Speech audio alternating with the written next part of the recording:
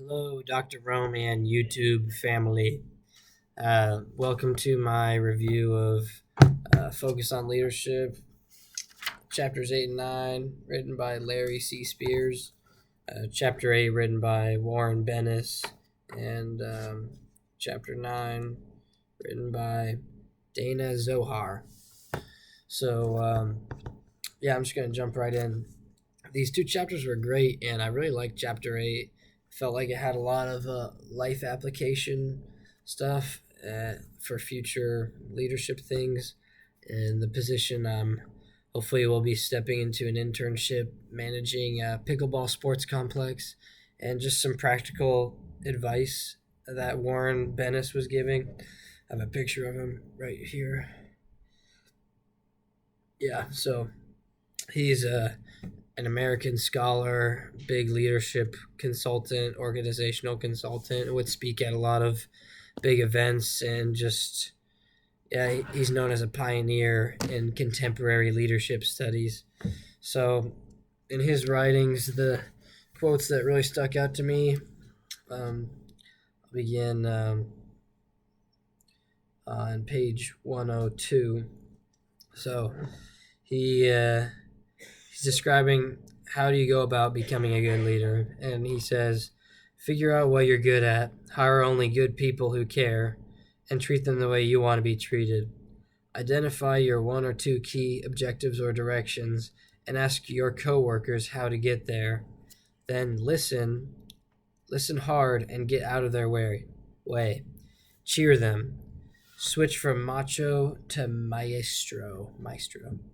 I love this quote because it reminds me of a business management class I took in high school. My teacher was telling me she ran a pizza shop, and she only hired high schoolers.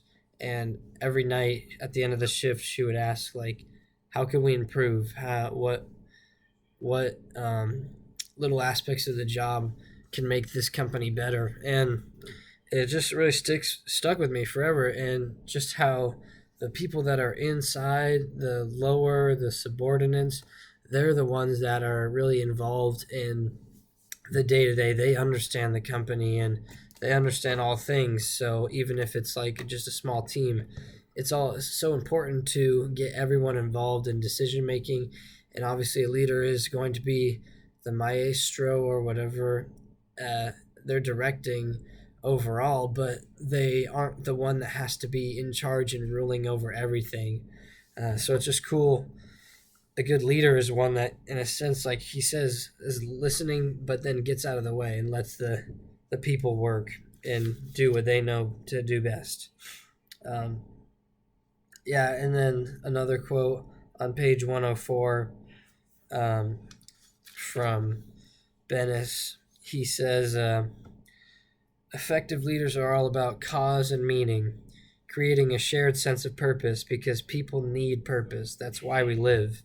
And this quote stuck out to me just because I've been feeling that to be very true recently. Like, I'm trying to figure out my purpose in life. What is the whole meaning of learning about leadership? What's the meaning of um, getting a college degree? There's so many levels, but effective leaders knowing how to provide purpose to people's lives, it's just super important.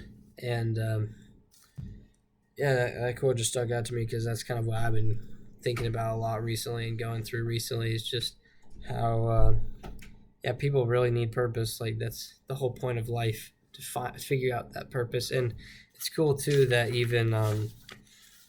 even Dana Zohar kind of dives into that a little bit as well.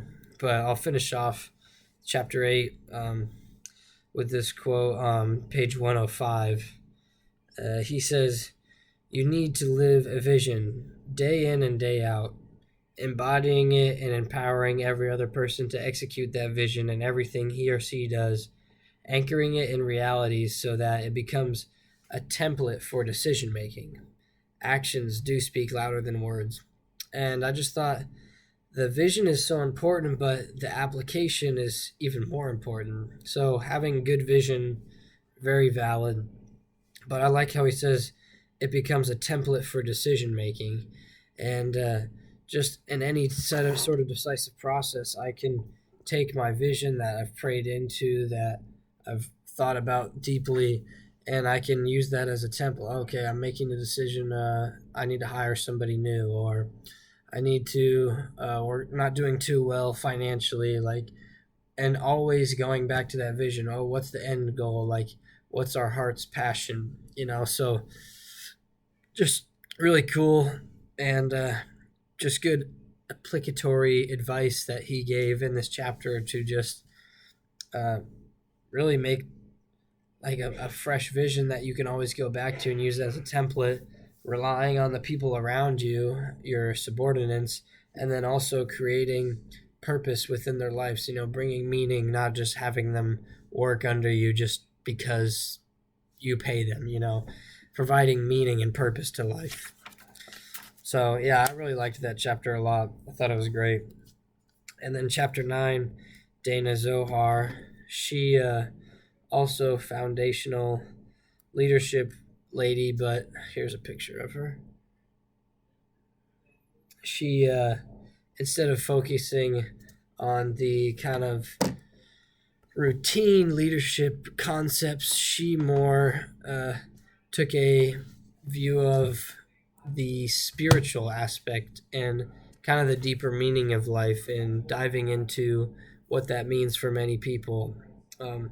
And her more popular books, Quantum Self, Spiritual Capital, talking about just and this is what she does. She writes books, and so she's 78.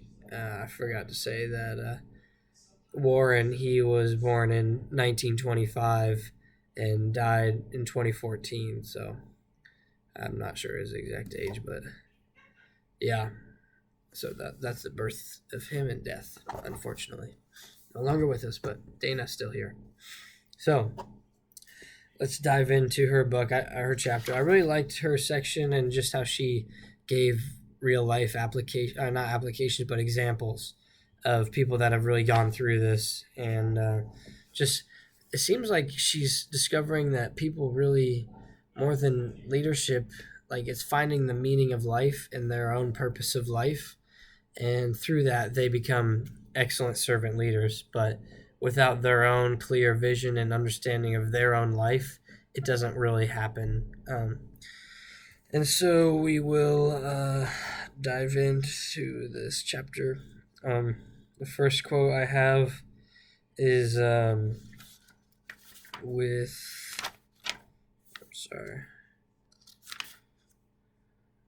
Okay.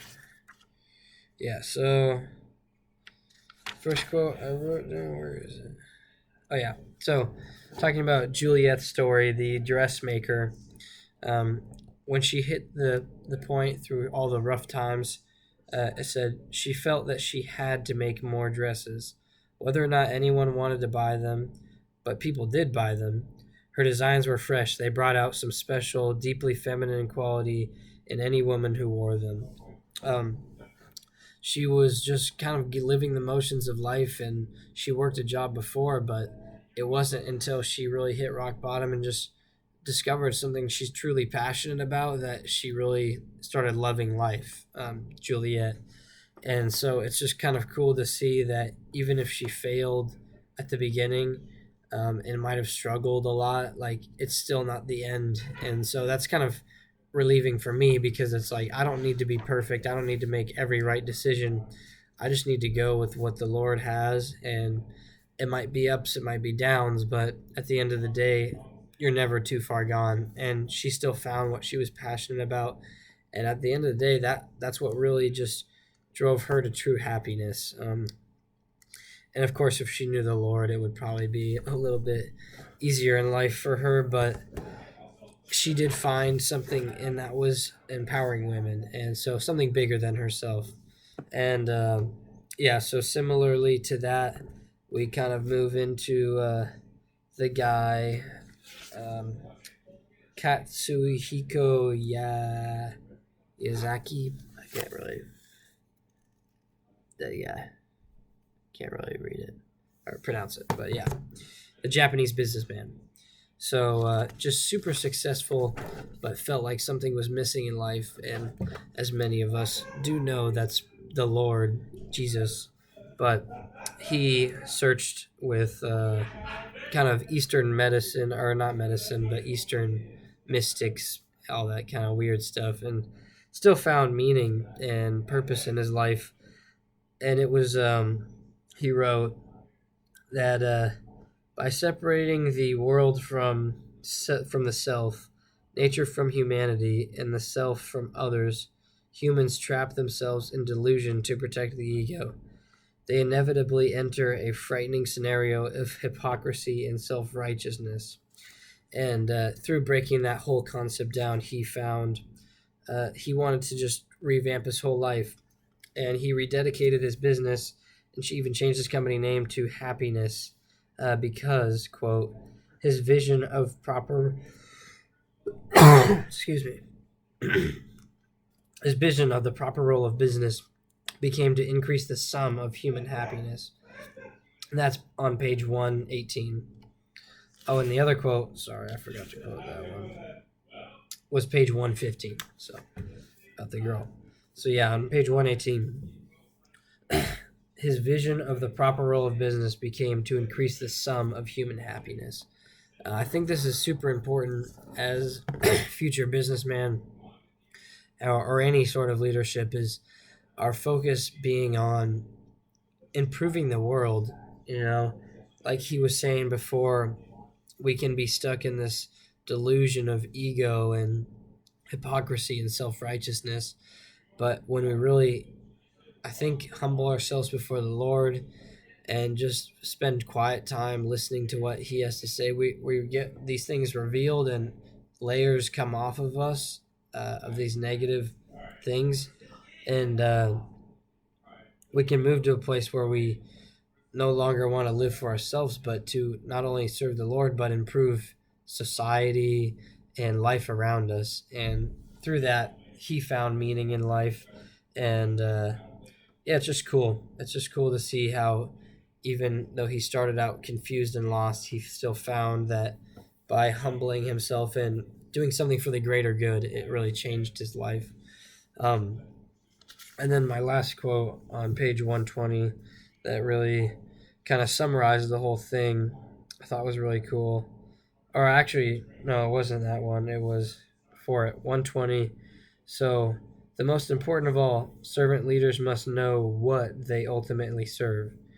They must, with a sense of humility and gratitude, have a sense of the source, capital S, from which all values emerge. Um, and it's clear that this lady, Dana Zohar, has really seen many leaders rise and fall, but at the end of the day, the ones that are more successful and just well off, sound mentally and emotionally, are ones that have a connection with, quote, the source from which all values emerge, and that being God.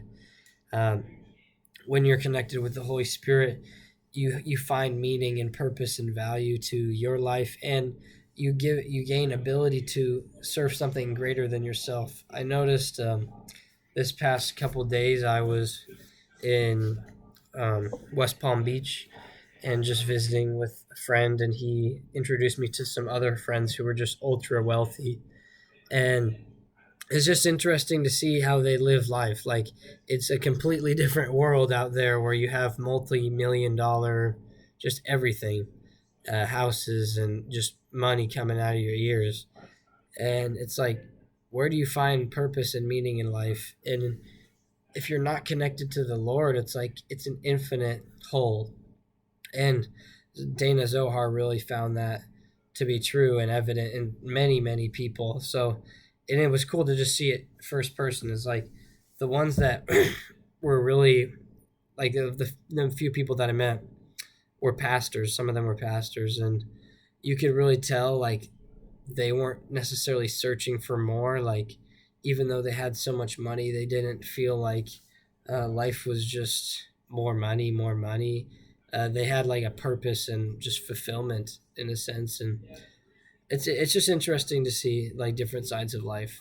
and Dana Zohar talking about similar stuff of success and just really needing the Lord. So overall, 2 chapters were great. A lot of applicable things talking about purpose, vision, and utilizing those within the company, like subordinates, and relying on them, and just figuring out like you can become successful but still feel empty. And so it's really reminding ourselves to keep the Lord number one, and yeah, just follow what He tells us, really. So that concludes my video. Thank you for watching, and see you in class. Peace.